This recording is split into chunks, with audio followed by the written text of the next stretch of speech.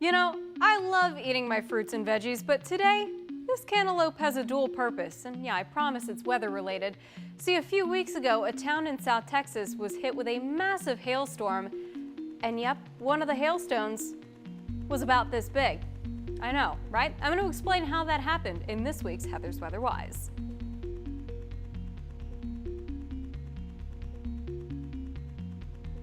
Cantaloupe-sized hail. Yeah, I know, but that's what fell in Hondo, Texas on April 28th when a massive supercell thunderstorm rolled overhead. Somebody actually saved one of the stones. They officially measured it out. The diameter was 6.4 inches. I can't even fathom that. I mean, the thing weighed over a pound. I think I've seen hail maybe pea-sized to quarter-sized at the most. Some severe thunderstorms can produce hailstones 2 to 4 inches. But just how did the hail get quite that large? Well, it turns out geography had a lot to do with it. This is a look at where major hailstones are most commonly found. This was compiled by the Storm Prediction Center, and there's a bullseye right into the southern plains. But again, why that area in particular? Like just about anything with weather, it all comes down to having the right mix of ingredients coming together at the right time. When it comes to thunderstorms, you need moisture, lift, and instability to get things going. But to get a severe supercell type of thunderstorm, the kind that can drop some serious hail, you need something with a little more spice. The atmosphere has to be really energetic, and meteorologists can measure how much energy there is in the atmosphere using something called convective available potential energy, or just CAPE for short. An atmosphere with high CAPE values, or lots of energy, typically has air that's very warm and humid down at the surface, but that air very quickly cools down as you go higher in elevation. Another important factor, wind shear.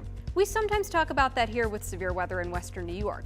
Shear is just the wind changing speed or direction with height. A storm that forms without wind shear can essentially just rain itself out pretty quickly. But with wind shear, the storm's updrafts and downdrafts are kept far apart, allowing the storm to grow stronger and live longer.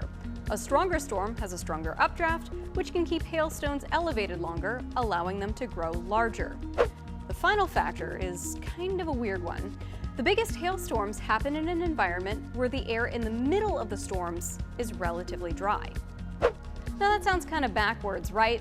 How does a pocket of dry air in the middle of a thunderstorm make for bigger hail? Well, let's start with how hail forms to begin with. It develops in the tops of the thunderstorm clouds where the air is typically the coolest. Once the hailstones are too heavy for the updraft to hold it up, they fall down, and typically those hailstones melt on the way down, getting smaller by the time they reach the ground. But if there's a pocket of drier air in the middle of the storm, that hail develops, falls, but as it falls through the drier air, something called evaporative cooling cools the air around it enough that the hail can either maintain size or grow as it hits other hailstones, making for very large hail by the time it reaches the ground. And speaking of, ever stop and think how fast hail falls?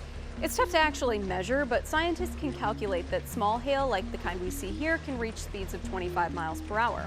Severe hail, which has a diameter of 1 to 1 3/4 of an inch, falls up to 40 miles per hour. But huge hailstones like the one that fell in Hondo, those can fall up to 72 miles per hour or more. Ouch. Over the last 20 years, major hailstorms have caused, on average, $8 to $14 billion in damage per year in the United States. That's it for this week's Heather's Weather Wise. I'll see you next week with a new topic, but until then, remember, it's good to be a geek.